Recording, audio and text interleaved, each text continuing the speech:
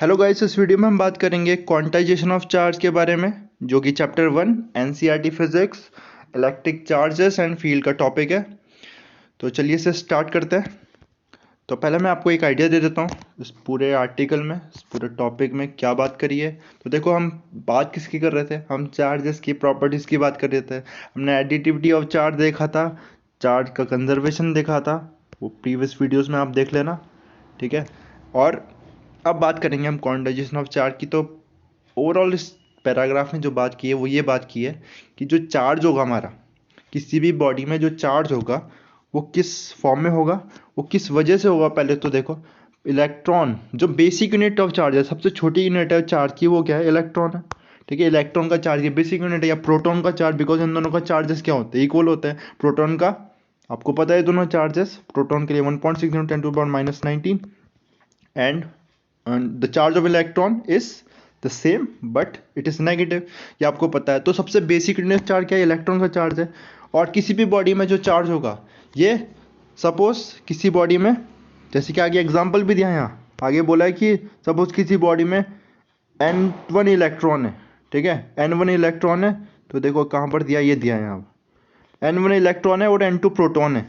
तो इस बॉडी में कितना चार्ज होगा? इस बॉडी में चार्ज होगा Q इज इक्वल टू, यहाँ लिखता हूँ आपको दिखेगा भी, Q is equal to, charge होगा इस बॉडी में वो N1 इलेक्ट्रॉन है और N2 प्रोटॉन है। N1 इलेक्ट्रॉन का चार्ज N1 ही, ठीक है। और सॉरी, N1 इलेक्ट्रॉन है सपोज, तो N1 माइनस ही होगा यहाँ, ठीक है। एंड प्रोटॉन का charge, number of proton N2 है, तो प्रोटॉन का चार्ज प्लस तो क्या हो जाएगा ये? दिस विल बी N2 ही, ठीक है। तो ओवरऑल चार्ज क्या आ जाएगा? N1 minus N1 plus N2, और ये बाहर निकाल लेता हूँ। और देखो, ये बात ध्यान रखनी है, N1 N2 क्या होंगे? दिस विल बी इंटीजर्स, ठीक है, नंबर्स होंगे। अब इलेक्ट्रॉन ट्रांसफर हो रहा है, तो कितने इलेक्ट्रॉन ट्रांसफर होंगे? या तो इलेक्ट्रॉन एक ट्रांसफर होगा, चार्ज एक इलेक्ट्रॉन की वजह से होगा, 2 इलेक्ट्रॉन, 3 इलेक्ट्रॉन, 4 इलेक्ट्रॉन, इंटीजर्स होंगे ना ये, ठीक है। इसलिए प्रोटॉन भी क्या होंगे? इंटीजर होंगे। जो चार्ज होगा इनका बिकॉज ऑफ इंटीजर्स की फॉर्म में होगा, और यही क्वांटाइजेशन ऑफ चार्ज है, डिस्क्रीट फॉर्म में, ठीक है। यही क्वांटाइजेशन ऑफ चार्ज है जिसकी बात करी है, ठीक है। तो देख लेते हैं इसे जल्दी से। तो ये सारी चीज़ें यहाँ बताइए। Experimentally it is observe that all charges are integral multiples of a basic unit charge denoted by E, thus charge Q on a body is always given by Q is equal to N E. जो charge होगा वो किस form में होगा? Electron, number of electron times the charge of the electron होगा, ठीक है। और यही क्वांटाइजेशन ऑफ चार्ज है, ठीक है। और बेसिक यूनिट ऑफ चार्ज क्या है? Basic unit of charge electron या प्रोटॉन का चार्ज है, ये हमें पता है, सबसे बेसिक यूनिट, सबसे छोटी यूनिट चार्ज की। And this is quantization of charge.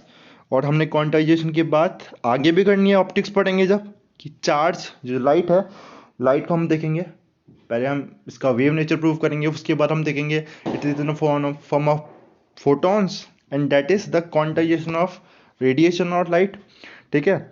Angular momentum का क्वांटाइजेशन देखा था पिछले क्लासेस में। एंड ये क्वांटाइजेशन ऑफ चार्ज सबसे पहले किसने सजेस्ट किया था? सबसे पहले सजेस्ट किया क्वांटाइजेशन ऑफ चार्ज फैराडे ने, ठीक है। और इसे एक्सपेरिमेंटली डेमोन्स्ट्रेट किया मिलीकेन ने। इन दोनों वीडियोस की को मैं सर्च करूंगा और उसका डिस्क्रिप्शन आपको लिंक में दे दूंगा। तो आप अगर और डिटेल चाहते हैं तो वो आप वीडियोस को देख के समझ लेना। इसके बाद बात करते हैं एक्स यूनिट ऑफ चार्ज।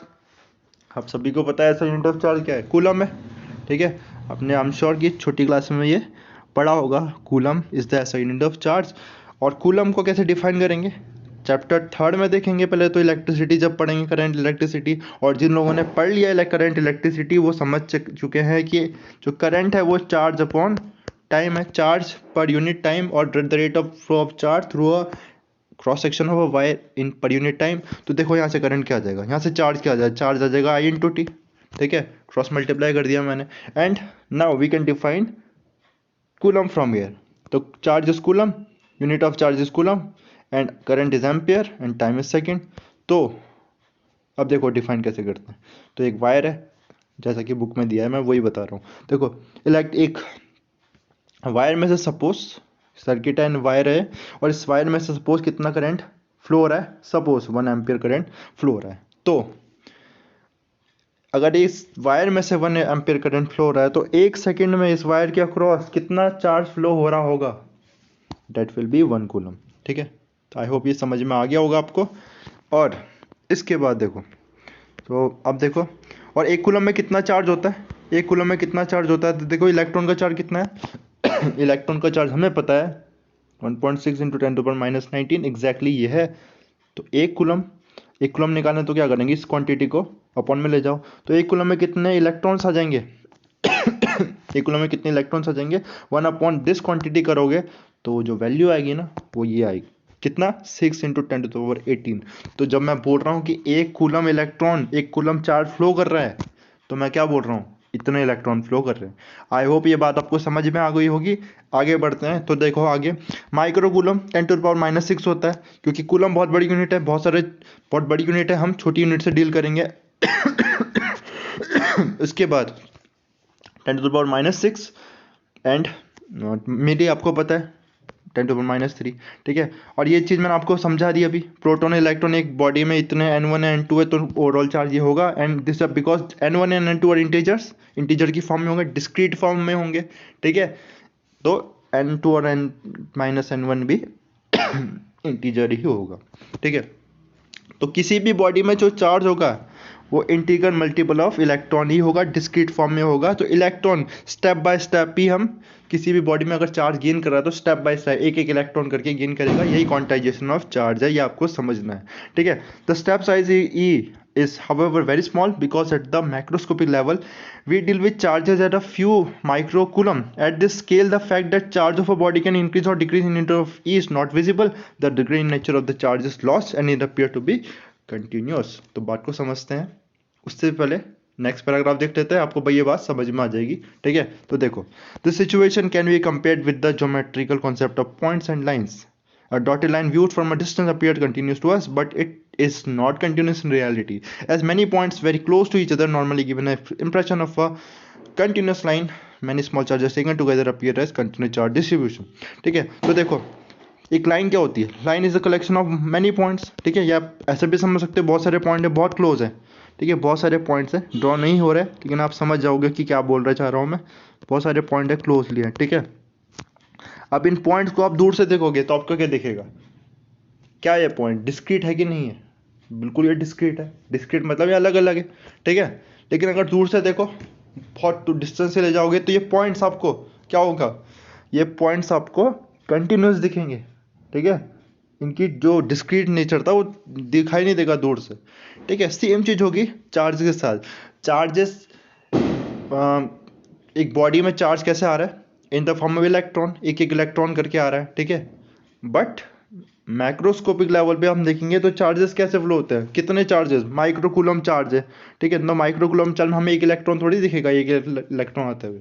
ठीक है, तो हमें वो तो डिस्क्रीट हमें लगेगा कि चार्ज कंटिन्यूस, एक इलेक्ट्रॉन नहीं देखेगा, कंटिन्यूटी दिखेगी चार्ज में।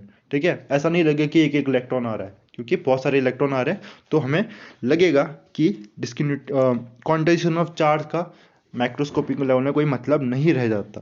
ठीक है, और आई होप ये बात आपको समझ में आई होगी। ठीक है, इसके बाद देखो at the microscopic level one deals with charge that are enormous compared to the magnitude of charge. The charge of magnitude say 1 microcoulomb contains like 10 to the power 13 times the electronic charge. At this scale the fact that charge can increase or decrease only in units of E is not even different from saying that charge can take continuous value. ठीक है, तो इसमें तो मैंने वही बात आपको समझाई कि इलेक्ट्रॉन का चार्ज बहुत कम है और हम डील करेंगे माइक्रोस्कोप लेवल में एटलीस्ट इतना तो डील करेंगे 10 to the power 13 टाइम्स, है ना, एक इलेक्ट्रॉन के चार्ज से, तो वहाँ हम कंटिन्यूस बोल सकते हैं। ठीक है, इसके बाद देखो thus at the microscopic level the quantization of charges no practical consequence and can be ignored. At the microscopic level where the charge involved are of the order of few tens or hundred of E, that is they can be counted, they appear in discrete lumps and quantization of charge can be ignored. ठीक है, microscope level में जब हम कितने की बात करेंगे, few hundred और टेंस और 100 इलेक्ट्रॉन की बात करेंगे, तो वहाँ पर हम क्वांटाइजेशन ऑफ चार्ज की बात करेंगे, बिकॉज वहाँ ये चीज़ विजिबल होगी कि चार्ज कैसे कोई बॉडी गेन कर रही है, एक इलेक्ट्रॉन, दो इलेक्ट्रॉन।